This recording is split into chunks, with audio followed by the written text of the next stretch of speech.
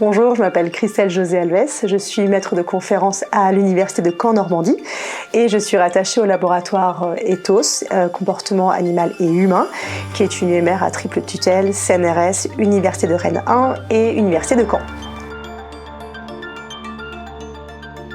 J'étudie la capacité cognitive complexe que l'on peut retrouver chez des mollusques céphalopodes, donc essentiellement la seiche mais également la pieuvre, et plus particulièrement comment elles sont capables de s'orienter dans le temps et dans l'espace, donc la cognition spatiale et temporelle.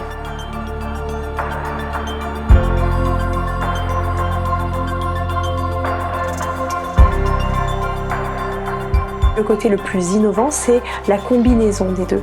Et c'est ce qu'on appelle les voyages mentaux dans le temps.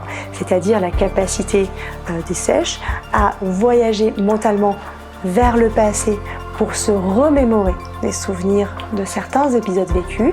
Et également ces voyages vers le futur qui lui permet d'imaginer différents scénarios possibles, comment elle se sert de ces voyages vers le passé et vers le futur pour avoir le comportement le plus approprié dans le présent.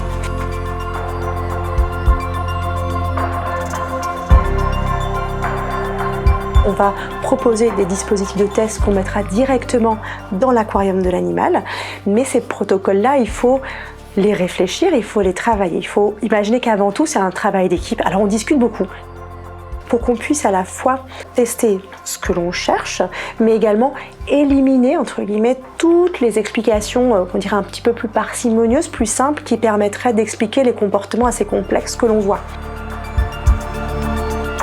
On fait une étude, on a des résultats et finalement, en rajoutant une étude après, on va dire mon histoire, elle n'était pas fausse, mais finalement elle était incomplète et maintenant je vais la compléter. Et finalement, c'est pas qu'on se contredit, mais on va compléter au fur et à mesure notre travail et le fait d'avoir cette liberté-là de recherche, c'est assez extraordinaire.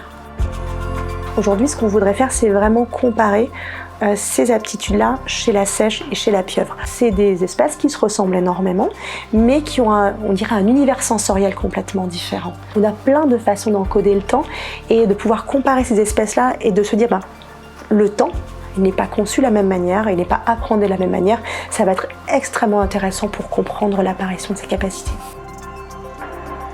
Je suis arrivée à travailler sur le comportement animal et particulièrement des céphalopodes parce que c'est une longue histoire depuis mon enfance puisqu'on a tous été bercés par l'histoire de Jules Verne et qui rendrait ces animaux un petit peu mythiques et extrêmement attirants.